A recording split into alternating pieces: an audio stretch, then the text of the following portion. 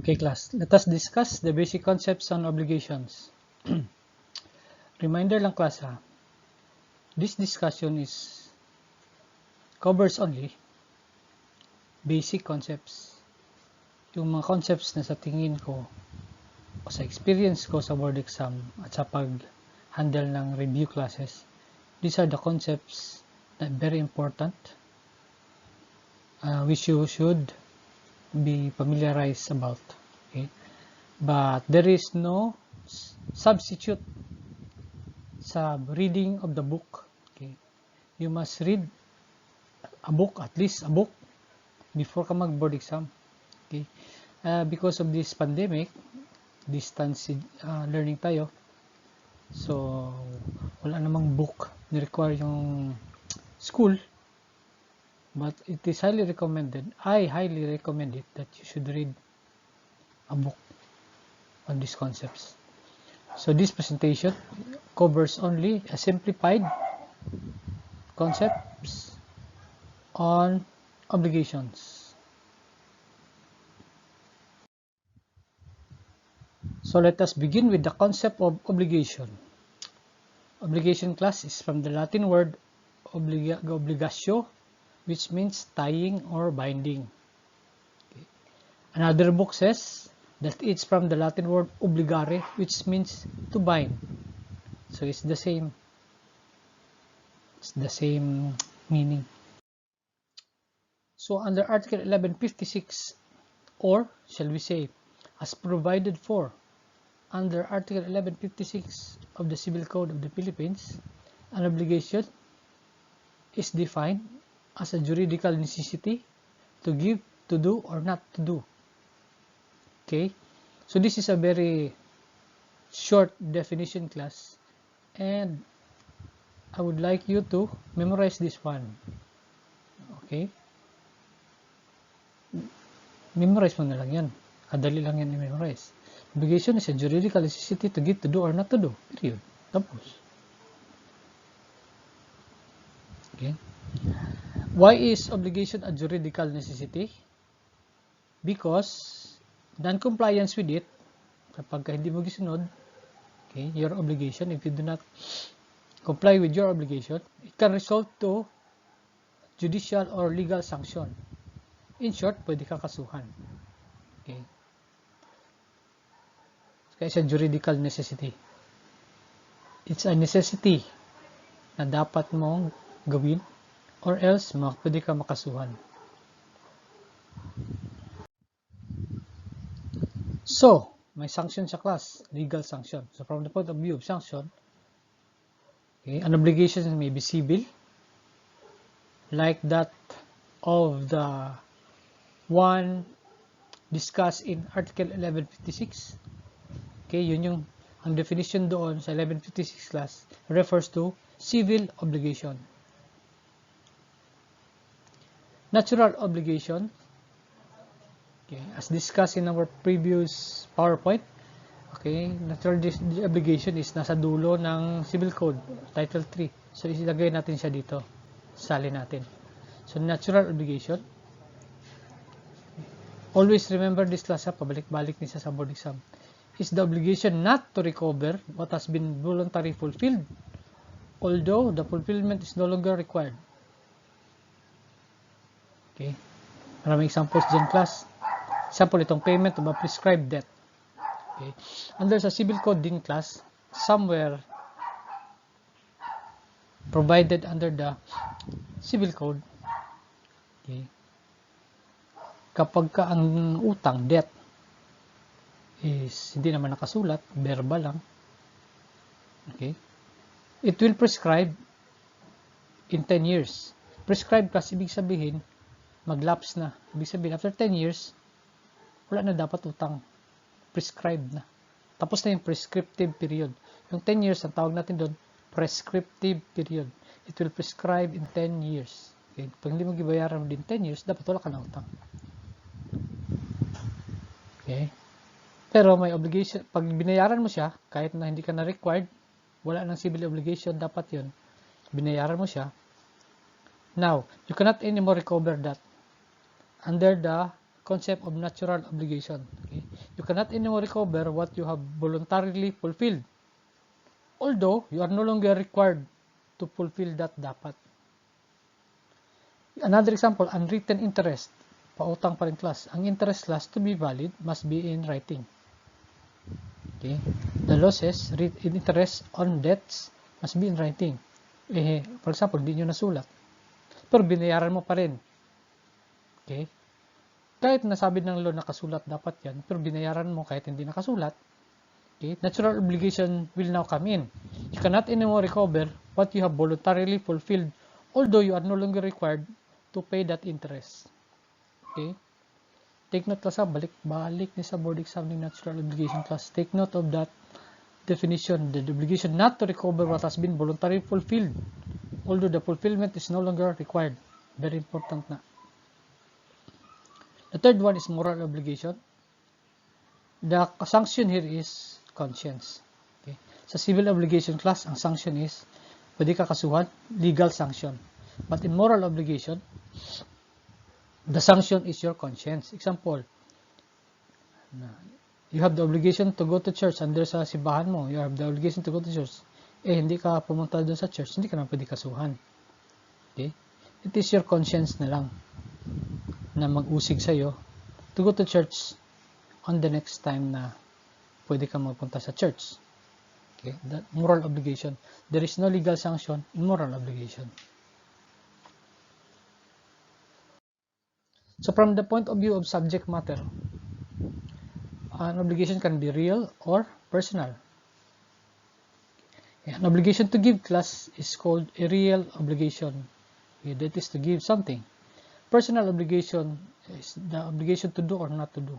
Ano kaibahan yung class? Sa real obligation class, kaya sa tinawag na real, kasi for example, nag-promise ako na to give you my ball pen. Okay? Pero pwede siya gawin ng ibang tao. Like for example, inutusan ko ang anak ko na dalhin yung ballpen sa iyo.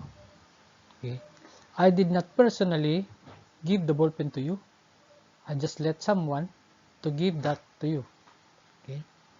But in personal obligations class, like the obligation to do or not to do, you cannot delegate it to another person. For example, I am a singer and I promise. Sino bang sikat na singer? Wala na akong kilalang singer ngayon. Ito na lang. Kunwari, I am a famous singer. And nagkaroon tayong contract that para big time ang birthday mo, I will sing at your birthday. That is an obligation to do, to sing. So, for example, wala ako sa mood. Hindi ko pwede padalang katulong ko, ikaw na lang magkanta doon sa birthday. Kaya wala ako sa mood. Hindi pwede because the obligation is personal. You have to do it personally. You have to do it on your own. Hindi mo siya pwede ibigay sa ipagawa sa iba. Okay? So, personal obligation and real obligation. Ang not to do class, wala ka namang gawin dyan eh. So, personally, wala ka gagawin. For example, I promise not to smoke for 1 year. Sino pa bang hindi mag-smoke? Ako lang. Hindi pwede. Nag-promise ako not to smoke. Pero gusto ko mag-smoke. Ikaw na lang maggawa nung not to smoke. Hindi pwede. You have to do it personally.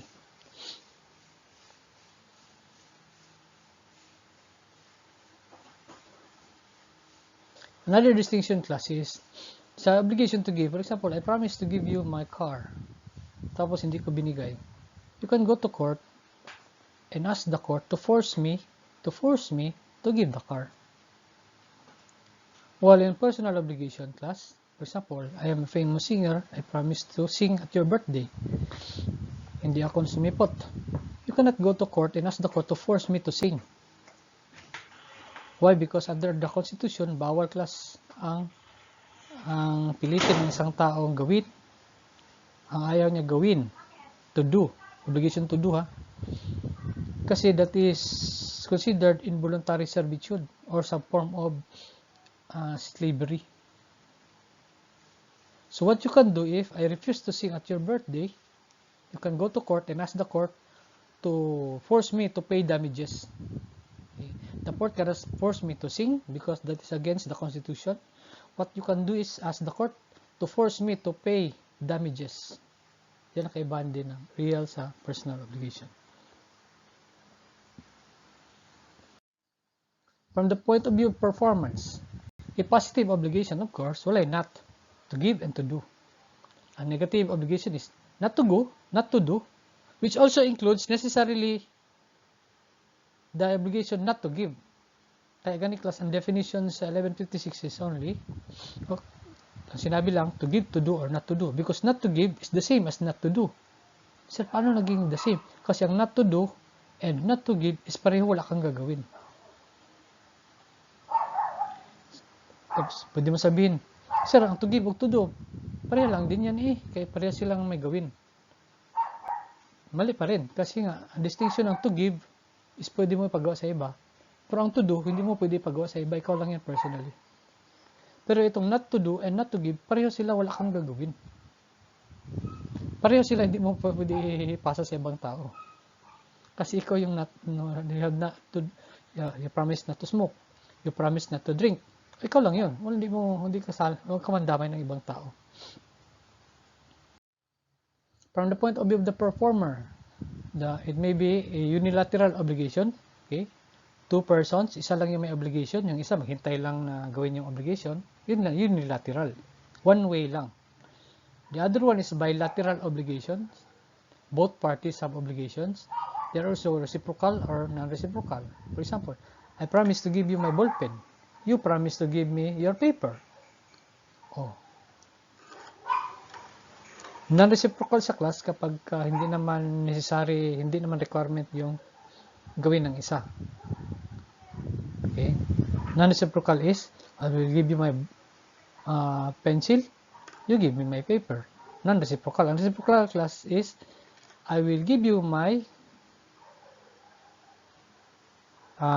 ball pen if you will give me the paper. Ibig sabihin, yung the giving ng isang tao is kadugtong o requirement para gawin yung obligation ng isa. Okay, reciprocal, palitan. Well, a non-reciprocal does not necessarily mean na requirement yung gagawin ng isa para gawin naman yung isa, yung sa kanya. Okay. Anyway, bilateral, both parties have their own obligation.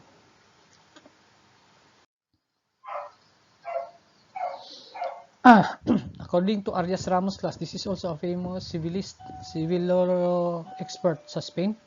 Sabi niya, ang Article 1156 daw na definition, which is the definition of obligation, which states that an obligation is a juridical necessity to give, to do, or not to do.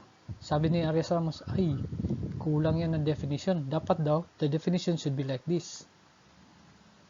Obligation is a juridical relation whereby one person, called the creditor, may demand from another, called the debtor, the observance of a determinative conduct, which is the giving, the doing or not doing, and in case of breach, the former may demand satisfaction from the assets of the latter.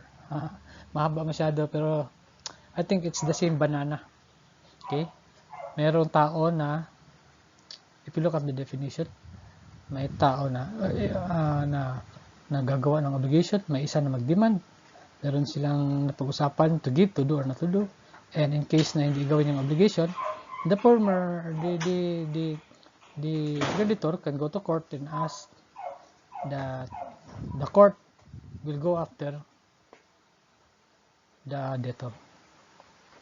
Anyway, yes, this is correct. Tama naman ang complete ito na definition, pero masyado na complicated na. So, an obligation class have essential requisites or elements. Okay? Sometimes sa board exam, ang tawag requisites, sometimes elements. Pero pareha lang na sila kasi. When you say essential elements of an obligation, essential requisites of an obligation, pareha lang. It is essential class kasi pag wala ang isa dito, there is no obligation. Okay? The first one is an active subject, or sometimes called a creditor, or sometimes called an obligee. So, ginawa ko siya ng mnemonic ACE. Yung E sa last ang ginawa ko. Kasi yung second element is obligor. So, kung parehong O, sa huli na lang. So, ACE. Meron siyang right to demand fulfillment of the obligation. Number 2 class is the passive subject, or sometimes called the debtor, or sometimes called the obligor. So, ginawan ko siya ng mnemonics. P for passive, D for debtor, obligor yung R sa huli. PDR. Has the duty to fulfill the obligation. Okay? Para hindi ka malito, class, active subject may right to demand. Passive subject, siya ang may obligation to fulfill. Para hindi ka malito, okay, active subject, siya ang magdemanda.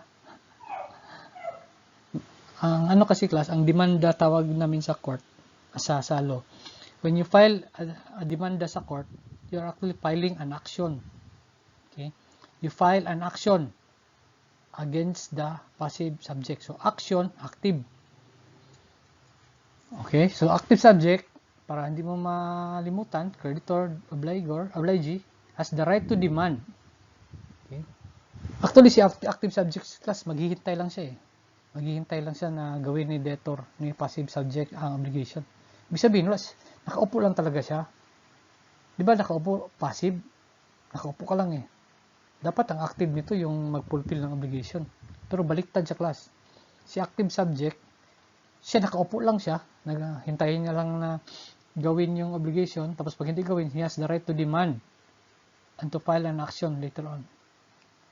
The passive subject, do not be confused with the word passive.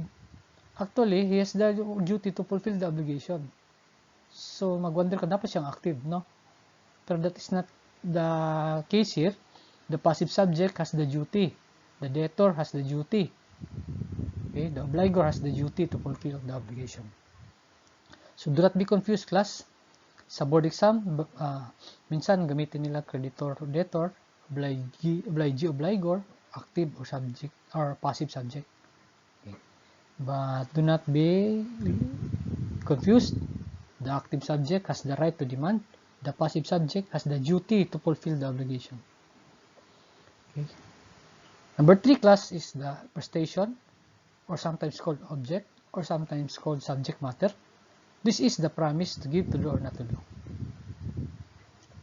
Number 4 class, essential requisite, is the efficient cause, the juridical tie, or sometimes called the legal tie, or sometimes called the vinculum juris. This is the reason why the obligation exists. Okay, so 4 yung class. If isa ang wala dyan, there is no obligation. Kasi essential requisites nga eh. Ito yung ingredients ng obligation. Kaya.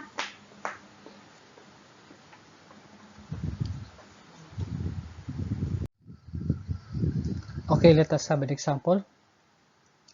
As a result of their agreement, Mr. A promised Mr. B to paint his picture. Okay? So, who is the active subject? Siya yung has the duty to demand. Has the duty to demand. So, in this case is si Mr. B. Siya yung mag-demand, hoy Mr. A, paint mo na yung picture ko. Diba? Sino passive subject? Yung has the duty. Si Mr. A, he has the duty to paint the picture. Ano yung prestation, object or subject matter? Ito yung to give, to do, or not to do, di ba? So, the subject matter here is to paint his picture. The obligation to do. Siguro si Mr. B is a famous painter. And the efficient cause or the juridical tie is the agreement. This is the reason why meron silang obligation. Yan, Mr. B ang active, si Mr. A ang passive. Prestation is to paint the picture. And the cause is the agreement. Okay.